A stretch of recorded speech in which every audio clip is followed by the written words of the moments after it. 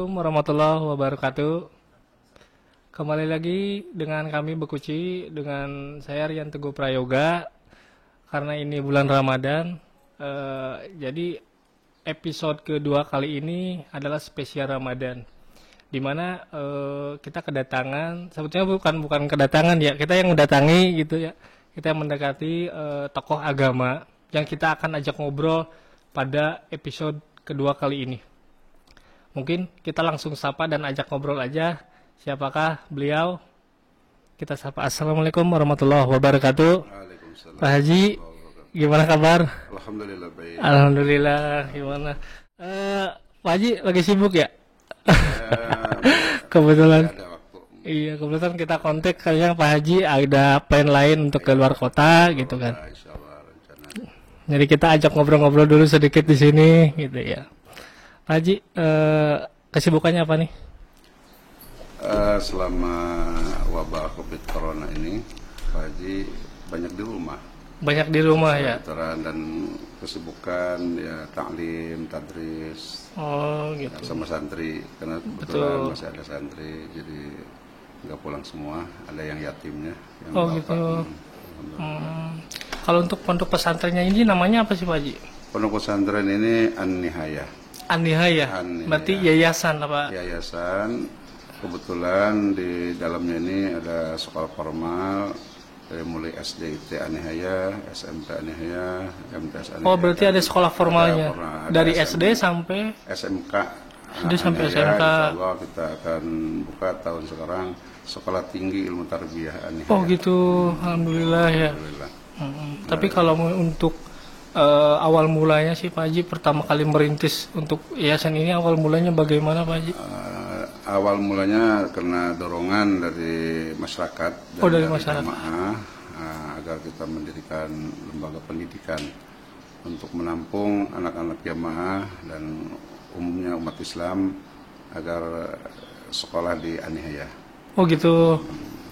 Berarti untuk kriteria sendiri ada persyaratan khusus nggak sih untuk misalkan bisa masuk ke yayasan atau pondok pesantren ini? Persyaratan umum pertama ya niat baik untuk mendidik anak dan masyarakat orang tua 100% untuk dididik anaknya di pondok pesantren. Setiap datang itu ada ijab kabul, serah terima dan ada perjanjian. Oh gitu. Berarti awal mula mendaftar ada perjanjian. Ada perjanjian dan siap untuk melaksanakan seluruh aturan yang berlaku di pondok pesantren An-Nihayah. Kebetulan kita di pesantren punya aturan-aturan khusus yang diberlakukan untuk keberhasilan anak-anak didik kita. Oh, berarti untuk sistemnya sendiri bagaimana sih Pak, di asrama atau memang dari pulang pergi apa gimana? Sistemnya kalau di An-Nihayah ini diasramakan. Oh, diasramakan seluruh? Jadi seluruh siswa dan santrinya tidak ada yang pulang pergi. Tidak ada yang pulang pergi? Iya, diasramakan semua. Oh gitu. Jadi 24 jam ya. Jadi berarti ada asrama khusus ya? ada asrama khusus, ada yang putra, ada yang putri, ada yang tingkat SD juga. Tingkat SD. Ada tingkat SD. Jadi tidak menerima yang pulang pergi, kecuali SD ada antar jemput itu karena usianya masih kecil. Oh gitu. Untuk SD ada antar jemputnya? Untuk SD ada yang antar jemput di wilayah sekitar Kecamatan Ramberta dan Karawang Timur dan Kota Waluya.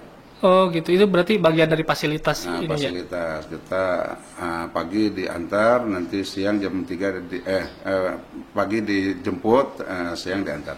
Pagi dijemput, siang diantar. Kalau untuk muridnya sendiri total keseluruhan ada berapa? Total semua baru ada 700. 700. Dari putra putri dan sama SD itu yang 700. Berarti awal mula berdirinya kisaran tahun berapa Pak?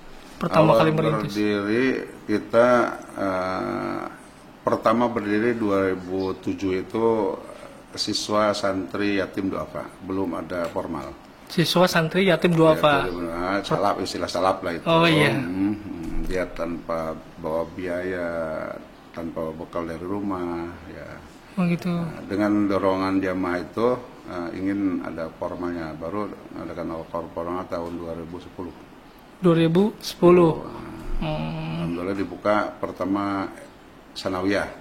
Pertama kali. Sanawiyah ada 4 kelas, 125 terus buka lagi SMP sama SMK. Buka lagi SMP sama SMK. Alhamdulillah sekarang karena SMK sudah kelas 3 mau keluar, maka tujuan kita mendidik anak ini, menduduk santri ini jangan sampai putus sekolah. Kita akan mengadakan untuk kuliah. Untuk kuliah. Targetnya kita mendidik santri itu sampai sarjana, sampai satu. Sampai sarjana, begitu. Ya.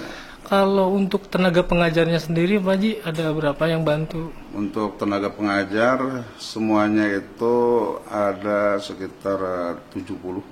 70. 70 yang aktif. Ya, yang aktif. Yang di sini yang aktif 25, yang 24 jam bersama santri di sini.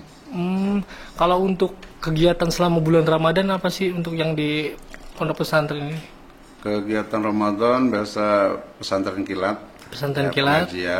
pengajian kitab kuning, dan kebanyakannya diarahkan tadarus Al-Quran, baca Al-Quran. Gitu. Kebetulan karena sedang wabah COVID-19, ada anjuran dari pemerintah harus lockdown ya. Jadi kebetulan santri itu dipulangkan sebelum Ramadan. Dipulangkan sebelum Ramadan. Jadi kegiatan Ramadan itu hanya tinggal sisanya aja. Yang tadi yang yatim dan duafa itu yang tidak pulang. Berarti untuk sistem pembelajarannya bagaimana, Pak? Sistemnya pelajarannya di Bandungan, kalau saya pesantren di Bandungan, jadi kiainya yang baca, muridnya hanya mendengarkan. Online gitu? Enggak. Oh enggak? Enggak ada di majlis. Oh gitu. Kalau sekolah itu belajarnya online. Kalau sekolah belajarnya online. Karena anak-anaknya kan udah pada pulang. Nah, jadi gurunya itu belajar lewat aplikasi. Lewat aplikasi. Tapi sangat berpengaruh besar nggak sih mengenai pandemik ini gitu kan terhadap pembelajaran, sistem pembelajaran? Kalau pengaruh itu pasti. Karena anak itu tidak bisa dipantau 24 jam. Dan mungkin tidak maksimal juga tidak gitu maksimal. Dan kalau online itu anak mungkin belajarnya hanya berapa menit lah gitu. Kebanyakan HP-nya itu mungkin dipakai yang lain. Oh. Tapi kalau untuk jam pelajaran normalnya berapa jam dalam sehari? Jam pelajaran normalnya itu ya tidak ditentukan. Oh, tidak ditentukan. Ya paling ya gurunya itu komunikasi kelas dengan murid itu sudah punya program masing-masing. Oh gitu. Kalau untuk ini tenaga pengajarnya sendiri itu kan Pak Haji ada kriteria khusus nggak untuk misalkan yang harus bisa masuk untuk menjadi tenaga pengajar di sini, kriteria khusus harus bisa apa gitu, atau minimal pendidikannya apa gitu? Kalau persyaratan umum ngajar di sekolah formal itu harus S1. Harus S1. Karena itu masuk memang persyaratan guru formal itu harus S1 supaya masuk di Depodi. Dengan keahlian masing-masing kita tempatkan. Yang diutamakan guru yang menjiwai pesantren. Yang menjiwai pesantren. Ya, minimal dia pengalaman waktu pesantren. Karena di sini walaupun sekolahnya SMK, MTS, SMP, semua santri. Semua santri. Jadi supaya tahu karakter santri ini. Kalau gurunya sudah tahu dunia pesantren kan dia paham, ini menghadapi bukan hanya sekolah umum tapi sekolah di dalam pesantren. Kalau untuk kurikulumnya sendiri siapa aja sih Pak Haji di pesantren ini? Kurikulumnya karena setiap sekolah itu kan ada kepala masing-masing. Kalau formal itu ya secara pelajaran umum. Kalau pesantrennya kurikulumnya itu sorob, nahu, ya pertama Quran, tauhid yang umum di pesantren lah. Terus untuk yang diharapkan peserta yang sudah lulus dari sini apa sih Pak Haji? Tujuan pesantren itu sebagaimana Allah mengatakan dalam Al-Quran bahwa santri itu untuk menimba ilmu supaya bisa amar ma'ruf nahi munkar dan bisa dakwah. Jadi harapan Pak Haji ke depan santri-santri anihaya itu kalau sudah lulus harus bisa dakwah di masyarakat. Harus bisa dakwah. harus dakwah di masyarakat dan punya kegiatan. Jangan sampai keluaran pesantren itu jadi malas. Oh gitu. Nah, maka di sini mengadakan sekolahnya SMK. Ya, SMK itu kan sekolah kejuruan. Ya mungkin dia punya keahlian khusus. Di samping dia dakwah, dimanapun tempat dia ditempatkan oleh Allah, dia bisa mengajak umat untuk bisa beribadah kepada Allah Subhanahu Wa Taala. Berarti yang dikhususkan dari lulus di sini dia bisa berdakwah gitu. Bisa berdakwah. Targetnya memang dia itu bisa mengamalkan ilmu. Mengamalkan ilmu itu yang utama mungkin Pak Haji ya. Ya, supaya menjadi anak yang soleh dan murid yang soleh, bisa mendoakan kepada guru, mendoakan kepada orang tua. Nah, Tapi untuk khatam Quran sendiri atau misalkan diwajibkan untuk hafal berapa juz itu ada nggak kita? Kebetulan di sini bukan tahasus Al-Quran, jadi umum ya, terutama diutamakannya ilmu sorof nahu dan fikih. Oh, gitu. Kalau Quran itu targetnya hanya tadarus saja dia. Hanya tadarus saja gitu. Ditekan ya minimal ya 1 minggu sekali atau sebulan sekali harus tamat Al-Quran khatam. Oh gitu, Al-Quran. Kalau hafalannya nggak ditarget di sini. Berarti nggak ada keharusan untuk wajib hafal Al-Quran berapa juz begitu. Minimal kalau juz 30 harus hafal. Bukan 30 juz tapi juz 30. Juz 30 harus hafal itu beda ya. Juz 30 itu harus hafal. Juz 30 harus hafal ya. Buat jadi imam itu kan. Betul. Pak Haji, ini kan bulan Ramadan ya. Amalan-amalan yang baik untuk bulan Ramadan ini apa sih Pak Haji? Yang amalan bulan Ramadan itu di tengah wabah ini gitu loh. Ya, di tengah wabah memang ya kita tidak boleh panik dan tidak mengurangi ibadah kepada Allah karena ada wabah corona ini. Karena ibadah itu kan kita dengan Allah. Baini wa bainallah, antara kita dan Allah. Hablum minallah. Kalau hablum minallah bisa dilaksanakan di mana saja. Bisa di mana saja. Walaupun sekarang memangnya banyak anjuran ya seperti tidak boleh di masjid. Kita ibadah itu ya dengan baca Al-Quran di rumah, dengan sholat sunat di rumah, itu kan ibadah. Kalau hablum minanasnya? Hablum minanasnya kita ya peduli kepada orang-orang yang di sekitar kita. Gitu. Itu kan kita hablum minanas ya. Kalau memang mampu kita memberikan sesuatu yang manfaat, terutama kalau Pak Haji diutamakan ya para guru-guru yang bakti di pondok pesantren itu yang diutamakan. Gitu ya Pak Haji. Agar jangan sampai guru ini tidak bisa keluar dan tidak bisa kemana-mana, dia tidak bisa makan, itu tugas Pak Haji. Tapi kalau Pak Haji, kalau untuk sholat kayak sholat taraweh, sholat yang biasa dilakukan di masjid, terus saat ini dilakukan di rumah, itu bagaimana sih Pak Haji hukum sebetulnya? Apakah memang kalau sholat tarawih itu kan hukumnya sunat ya. Sunat ya. Dan sunat berjamaahkan. Tapi kalau memang ya ada anjuran karena sudah zona merah, jangan sampai kita menularkan atau tertular, itu sebaiknya kita laksanakan munfarid di rumah. Tapi kalau memang zona hijau masih aman, ya kita bisa melaksanakan sholat berjamaah di masjid dan hanya pakai aturan aja, pakai protokol kesehatan itu. Oh begitu ya. Kalau misal di zaman dahulu Pak Haji, di zaman kenabian, ketika ada wabah seperti ini, ketika masjid ditutup gitu, ada nggak sih Pak Haji sebelum-sebelumnya? Kalau saya sendiri sih kayak baru dengar ada masjid ditutup di tengah wabah begini gitu.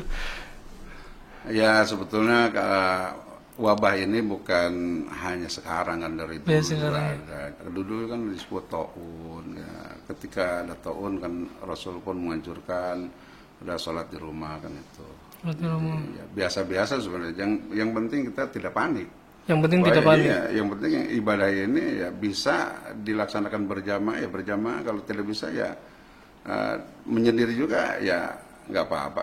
Bahkan kalau sunat ya nggak juga nggak apa-apa kan itu. Mungkin kebanyakan orang sekarang ini karena dilaksanakan di rumah, ini mungkin berapa persen ini yang melaksanakan sholat tarawih Oh, gitu. sendirian, mungkin kebanyakannya ngobrol, karena nggak bisa jadi imam. Pak Haji, ini saya mau minta pendapat mengenai fatwa MUI ini. Itu kan dilakukan bahwa sholat id nanti itu dilakukan di rumah. Itu bagaimana pendapat Pak Haji? Ya, kebetulan Pak Haji pun memang MUI kecamatan dan ada himbauan dari MUI pusat yang nomor 28 tahun 2020 itu sholat sunat id itu kan hukumnya sunat muakkad menurut Imam Syafi'i. Nah, kebetulan kita mazhab Syafi'i, kalau bisa memang dilaksanakan secara berjamaah seperti biasa. Nah, sekarang MUI mengeluarkan fatwa dengan ya kebijakan dan banyak dalil-dalilnya ya dianjurkan di rumah. Andai kan sholat sunat idnya di rumah itu nggak usah pakai khutbah. Tidak usah pakai khutbah. Tidak usah pakai khutbah. Kalau sendirian ya khutbah buat siapa?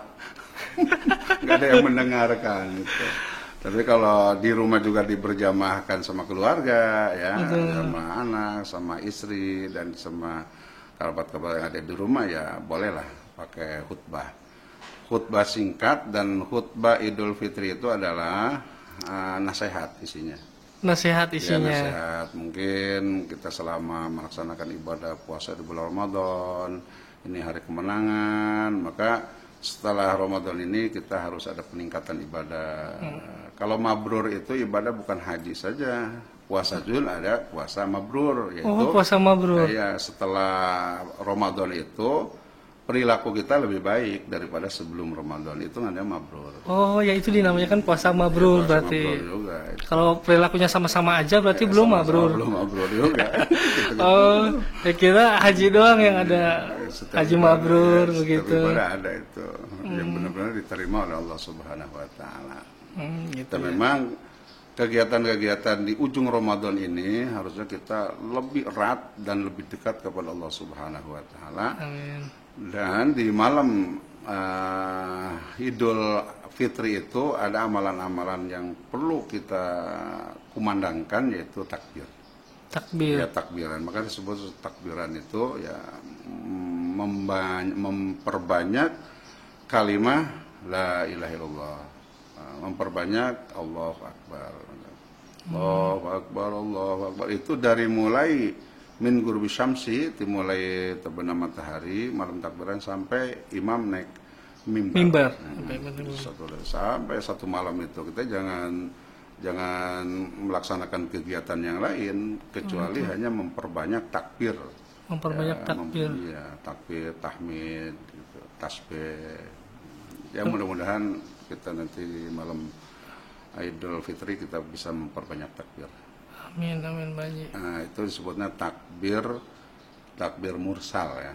Takbir Nah, mursal. karena takbir itu ada dua, takbir mursal yaitu dilaksanakan di malam Idul Fitri. Ada juga takbir muqayyad. Kalau takbir muqayyad itu di Idul Adha, dari mulai subuh Yaum Arfah sampai akhir asar Yaum Tasrik. Jadi berarti 4 hari itu, tanggal 9, 10, 11, 12, 13, 15. Berarti berbeda ya Pak Haji ya? Berbeda. Nah, itu dilaksanakan hanya setiap pada sholat kalau takbir muqayyad itu. Oh gitu. Pak Haji, ini buat closing statement.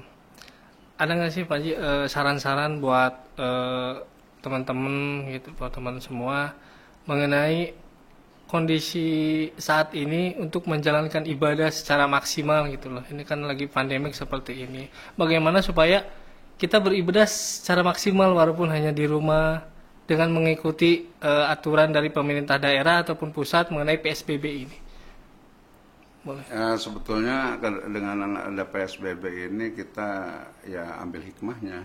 Ambil hikmahnya. Ambil hikmahnya biasanya banyak keluar, keluyuran, ya banyak. Apalagi di bulan Ramadan biasa ngabuburit, gitu, pada kumpul di pinggir jalan. Sekarang kan anak-anak kita juga nggak bisa keluar, nggak bisa buka bukber itu di mana-mana. Terus di hari raya pun biasanya orang itu sibuk untuk mendatangi tempat-tempat wisata. Betul. Nah, sekarang ini kan ada hikmahnya. Ada hikmahnya. Jadi semua ada hikmahnya. Jadi Lebaran sekarang ini mungkin anak-anak ini bukan tidak boleh, dia sudah tahu nggak ada tempat hiburan yang dibuka.